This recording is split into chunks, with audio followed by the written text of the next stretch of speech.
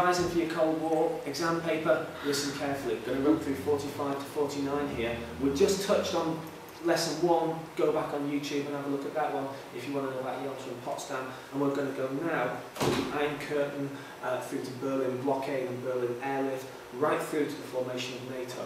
Right, 46 to 49 really. Now, first of all, Stalin's Red Army is still in countries like Poland, Czechoslovakia and Hungary, and the West is getting a little bit stressy.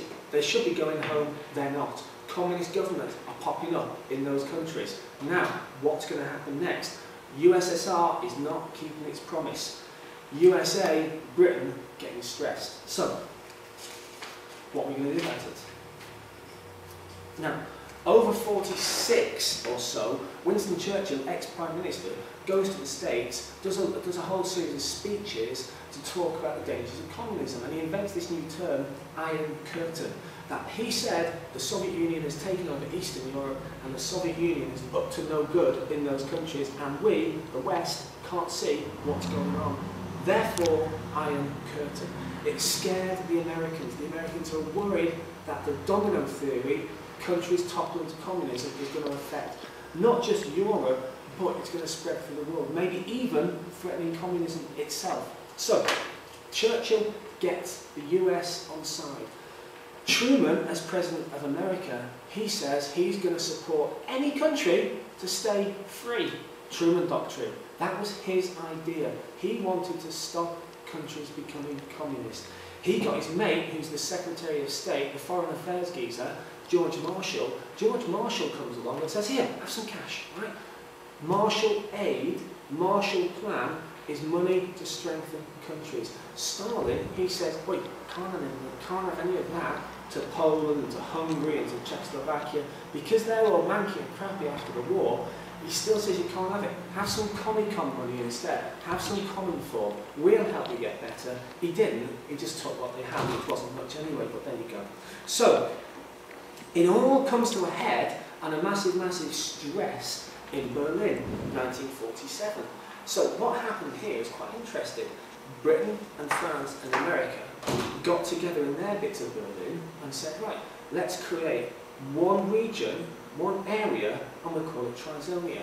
We'll put a new currency in here, and we'll call it the Deutschmark, and we'll make our bit of Berlin strong. Stalin didn't like this. He's feeling like rejected, out of the party. And what he wants to do, quite simply, is force out the West from Berlin. Because remember, Berlin, bang, right in the middle of Eastern Germany, his bit of Germany, force them out. So what's he do? He blockades the city. He stops any form of transport getting in along the ground, so the railways. He stops the motorway, he closes the motorway down, he stops the canal access. The only option to the West is fly stuff in, drop it down at the airport and fly back out again, and hopefully keep Berlin supplied. The West does it. Stalin's dead surprised. Doesn't shoot the planes down. Why? He's not got a nuclear bomb. He's worried about escalation, up, heighten the stakes, raising the stakes. So Stalin doesn't do that. Stalin watches and finds out that in 1948, the West are deadly serious about supporting the people of Berlin. They'll not be pushed out, they'll not be bullied, and he won't push it further because he hasn't got nukes. By 49 he has nukes, but by that stage he calls off the blockade and he lets the West come back in. So consequently, Berlin is the real first flashpoint of the Cold War. That the two powers are stressed with each other, that Stalin challenges, if you like, the West responds by helping it, surprising. And think about all those planes that fly in for months on end, carrying coal, carrying food, carrying energy supplies.